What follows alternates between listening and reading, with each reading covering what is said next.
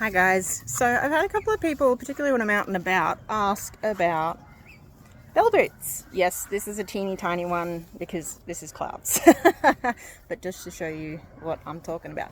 So I've had a few people ask, what's the point in bell boots? So bell boots, or the term that makes more sense with bell boots, overreach boots. So overreach boots to actually keep your horses from nicking the backs of their front feet with your back legs.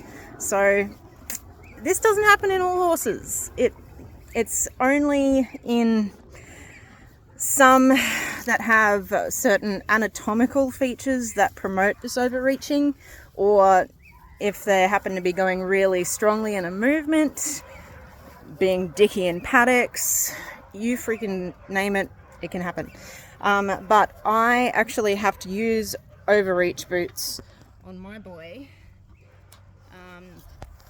in every ride because he is a chronic back of foot slasher, and that, I'll show you why, so is because of his actual build, so his anatomy.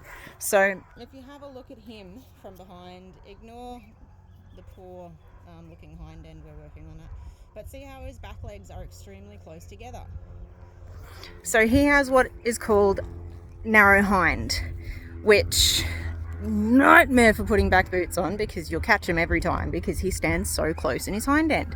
We do a lot of stretching because he's extremely tight in his quads and his hamstrings, blah, and lots and lots of pole work to try to engage the core and lifting up through.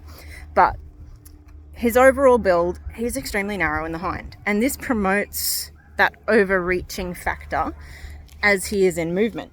So that is why with all of my riding, these bad boys need to be on, because otherwise he'd have very, very sore heels.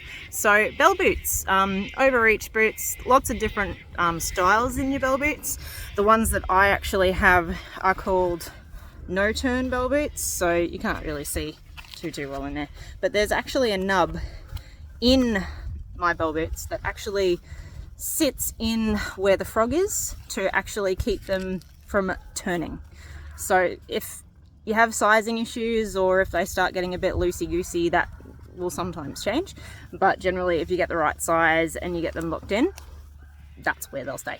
So that's the kind that I sell on. I know a lot of people use the rubber ones in the paddocks, which is fine because you don't really want to go out and spend lots and lots of money on really expensive ones for them to get trashed in the paddock.